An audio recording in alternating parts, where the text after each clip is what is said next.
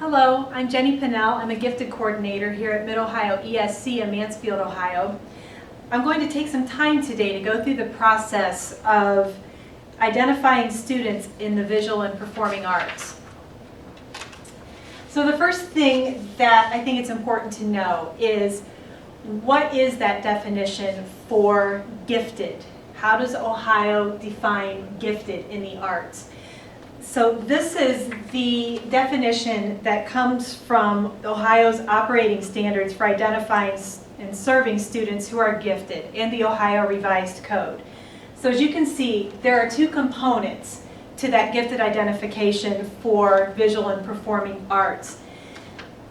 It's that exhibiting sufficient performance as established by the Department of Education on an approved checklist of behaviors related to a specific arts area. And that second component is that they've demonstrated through a portfolio, an audition, or another performance or exhibition that superior ability in a visual or performing arts area. It's the two components together that create that identification. So there's four areas that we can identify for visual and performing arts. We can identify in music, and that's vocal or instrumental. Visual art can include drawing, sculpting, painting, photography, digital creations. We could also consider theater set design, fashion design, other areas with regard to technical drawings can be included in that if we want to think of architecture or other design drawings. So there's many areas within the visual arts realm that could be included within that identification. We also can identify students in dance or in drama or theater. So where to begin? The Ohio Department of Education has published handbooks that have the procedures for identifying students who are gifted in the visual and performing arts.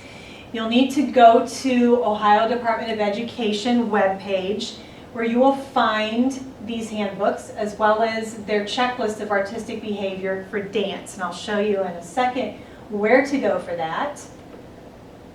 Let's take it to, here we go. So this is Ohio Department of Education webpage. So when you go to their opening page, you can just do a search for VPA identification. You will come up with this page, and if you look right here, here's your section for the visual arts identification, drama, theater, music, and dance. They're the handbooks that are going to give you all the information that you'll need for identifying students in those areas. I also want to point out, we'll talk later about the checklist for dance, because when we look through some of those resources on the approved list for instruments that can be used for the checklist portion, you'll notice that dance is missing. So ODE has come up with a dance checklist. Note for grades 9 through 12 and ages 14 and up. So we do not have a resource for students younger than that for dance at this point. My suggestion for you is going to be to, you can even pause this presentation, read through those handbooks, take your notes, take your questions down, and then once you come back to the presentation, it will start to make better sense for you as we go through some of the tips and procedures. Or at the very least, you can go back through the presentation several times with some of your questions to be able to find that information that you need.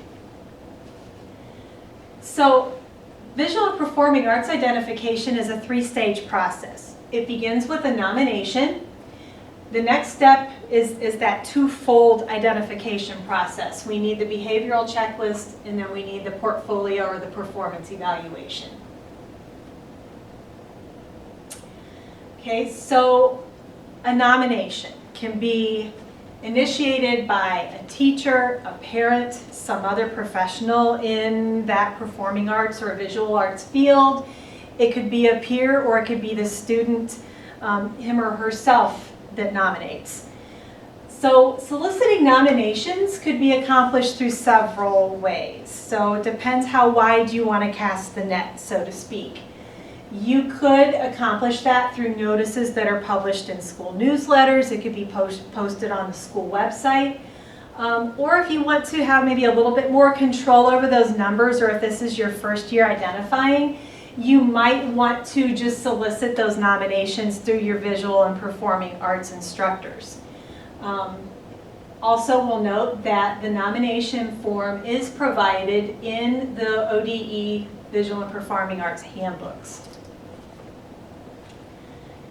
So the first step is the the second step I should say, is the behavioral checklist. So once you have those nominations, after that point, you need a parent permission to proceed. So you could use the nomination form as your permission form as well, providing that you've got the appropriate section on that form for the parent to sign off for that evaluation to occur. So you could, work that or rework it, I should say, to your school's preferred format to use that as a permission form. Your behavioral checklist should be filled out by a teacher who knows the student well and who is familiar with their ability level in their performance area. If your student's score falls within the screening range rather than the identification range, then you're going to need to do an additional checklist to provide that second opportunity for a qualifying score. So you could either use a different checklist that's filled out by the same evaluator, or you could do the same checklist that's filled out by a different evaluator. I'm going to show you where to find your approved assessments. You'll want to go to ODE's page. If you'll scroll up, there's your area where you'll find your list of approved assessments. If I'm doing a search, many times I'll just type in the search bar, list of approved assessments. It's going to take you to this page. You will want to note that they might have a couple of different school years list of approved assessments. So here's the 21-22 for this upcoming school year. If you scroll down a little bit, you're also going to see the 2021 approved list. So you will want to make sure that you're clicking on the most current list. So once we click on that list, this is what your page looks like. You have all of your different assessments. I will point out, we'll scroll back up for just a second. Here's a section here where it says developed by Ohio Department of Education. There is also another link to the dance checklist, and here's also a link to the performance rubrics for visual and performing arts. But if we scroll down just a little bit, for example, here's the scales for rating behavioral characteristic of superior students. This is one that's going to have the visual arts checklist in there. It also has drama and it has music. So this is a nice one to use. It's got at least 3 of the 4 that we need in there already.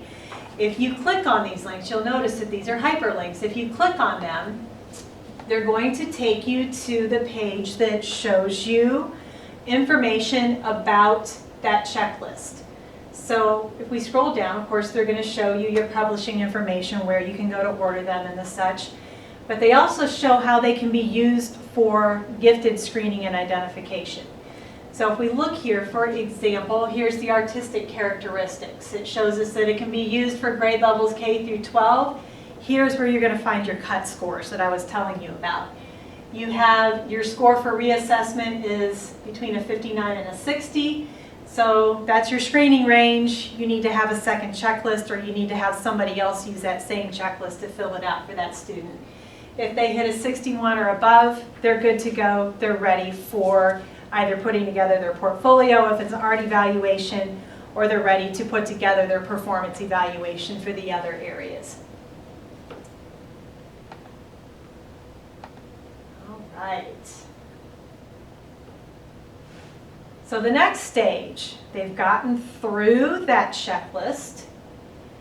The next phase that we are ready to begin then is the evaluation of their portfolio or their performance, depending upon the area that they are seeking an identification. So again, you're going to want to refer to the handbooks on the ODE VPA identification page, because this contains the specific requirements that you're going to need to put together that portfolio or that performance evaluation. You're going to want to provide the student who is being evaluated with a copy of the rubric that's included in that handbook. The very last page of the handbook is where you're going to find the rubric. You can also go to the list of approved assessments. Remember, there's a link there where you can find those rubrics. So you'll want to give them a list of the rubric as well, or a rubric as well as a list of the requirements for the evaluation. I typically will go to the handbook. You'll find a page that has the requirements listed out for that area. So for example, if it's the visual arts page, you're going to find a list of the requirements for putting together a portfolio for visual arts. It's very handy to just copy that page. Copy the rubric, put those together, put together a letter to go along with it to give the student that would give them the evaluation date, the location, the time, if they need contact information to get a hold of you. Maybe they need to schedule an audition, or they have questions. You need to include those kinds of information in there. I also find it very, very helpful to meet with the students prior to the evaluation. It ensures that they understand the requirements and that they know what to expect. Especially if it's a music performance, they can tend to be very nervous about this. So if you can, maybe explain what they can expect out of that evaluation, it helps to alleviate any unnecessary nerves, or maybe necessary nerves if we want to look at it that way. You could also do this though with a frequently asked question sheet that you send home with a rubric and a letter of instructions. You can also do the portfolio evaluation first, but most do it second. Okay. So, this can be a lot of pieces and parts to put together. So my best suggestion is to create a timeline. You're going to have different dates, different pieces and portions that have to all come together. So it's best to lay it out, throw some dates in to keep yourself on track. My suggestion would also be to meet with the arts teachers to review the process with them and to share the nomination forms prior to soliciting those nominations. The other form that I would share with them ahead of time is that checklist. If we think about it, a visual or performing arts evaluation is twofold. It's not just about the ability that that student has. It has a lot to do with their attitudes and those characteristics that they possess. So it's helpful for the teachers to be familiar, at least, with that checklist, so that way they can be thinking through those characteristics as they're thinking through students who best fit that profile of a student that they would nominate. And I think you're going to have much more successful nominations out of that. The other piece that you want to think about is maybe reaching out to other area gifted coordinators that you might know, and you might be able to work collaboratively on auditions or maybe sharing evaluators. Another piece that's important is to find and schedule that audition space and arrange for the equipment that you need. So if you're talking about a music evaluation, you might be looking at music stands. You might be looking at some sort of piano or keyboard to have available.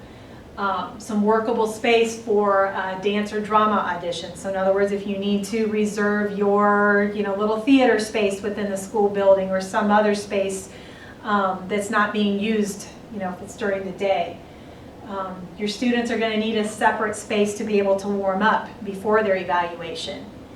And if it's during the school day, the space should also not interfere with school functioning. So these are all little bits and pieces that you need to remember to reserve and make sure that you have pulled together before the evaluations take place. Some tips on setting up evaluators. You want to create a list of possible evaluators who agree to be there. There's some things you need to keep in mind. These evaluations can last several hours. They possibly could take a half day or a whole day. So you need somebody who is able to give you that time that you need to be able to do those evaluations.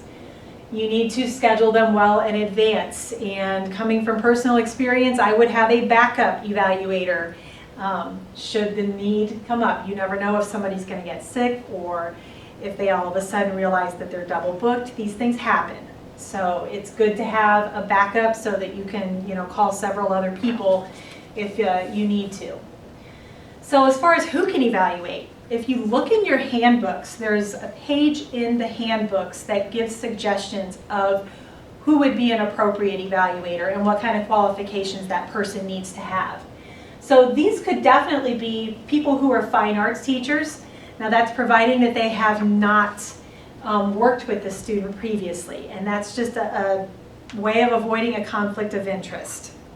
I tend to not like to have teachers from my own district evaluate our own students.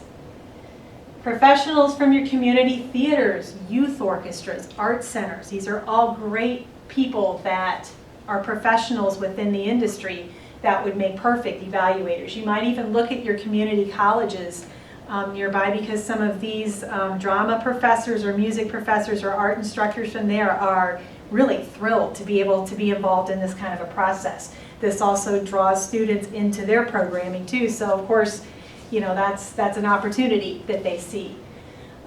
You can reach out to your retired arts instructors. They, a lot of times, are really thrilled to be able to help out with activities such as this. Private instructors have been very successful in the past for me. You might want to consider trading instructors with another district. I'm an art teacher from one district, I evaluate another district, and they do the same for me, and we trade off. You could also, reach out to one of your local ESCs if you're a district that's part of or a member district. We, for example, set up an evaluation process through our Artapalooza, which is our fine arts festival that happens every year. It ends up working out very well for us.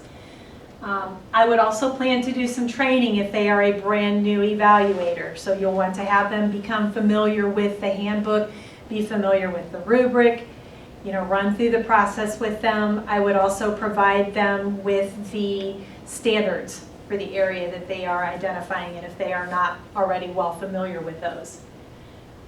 And you also want to check on your district's policy for paying a stipend. If you take this into account, that these evaluators are individuals, they may be taking off work, they're taking time out of their day to come to their district, many times spending an entire day with you, you need to make sure that you are compensating them appropriately. So, evaluation day is here. So prior to that, you want to make a schedule. Whether you are having your students' families call in to create a schedule, if it doesn't happen to be during the school day, or you're scheduling it during the school day, I would allow about 10 to 15 minute time slots for the music, drama, possibly dance evaluations. I would also, if you've got a long day planned, I would schedule breaks for the evaluator as well. This has got a twofold effect. For one, it gives the evaluator a break every so often, but the other piece of that is sometimes they start running over. If you have a little bit of a 15 to 20 minute break in the middle, then that allows some catch-up time to get back on track with the schedule. The other thing you want to make sure that you have provided ahead of time is a copy of the materials that you're going to need for the evaluation. So that would include the directions. You might want to print off a copy of the handbook. Any reference materials like the state standards, you would make a copy of those, and make sure that you've got plenty of copies of the rubric that will be used. So in other words, if it's music evaluations, you want to make sure that you've got rubrics printed off ahead of time with the student's name and time slot written on them to keep track of those. I would distribute the information to your evaluators about a week to 2 weeks ahead of time, and then make sure that you've got your materials for the day printed off and ready to go. One thing I will note, if you plan on videotaping the performances, you need to make sure that you have a release form for the parents to sign. For the visual arts evaluations, you may want to schedule a day where you have all the portfolios ready to be evaluated and you have maybe 2 or 3 raters available to do them all in one day. This ends up being a nice situation because it takes care of a second evaluation should a student score within the screening range. Then you've got that second evaluator that can take a look at that portfolio. I tend to also like to pay attention to the age group that your evaluators are used to working with. So, you want to make sure that you've got somebody that's a good, lower elementary to intermediate art teacher to maybe somebody that's more familiar with middle school and high school. That kind of covers all of your bases on that. And finally, at the end, when the evaluations are finished, the same requirement holds as with any other gifted screening or identification. We're required to notify parents within 30 days of receipt of the assessment results. So we need to let them know the results of any screening procedure or assessment, and we need to let them know what the provision is for an opportunity for them to appeal any decision about the results of that screening or assessment. And finally, I'm sure you may still have questions. Please feel free to contact me with any questions you may have. You can reach me at my email at pinell.jennifer@moesc.net. Thank you very much.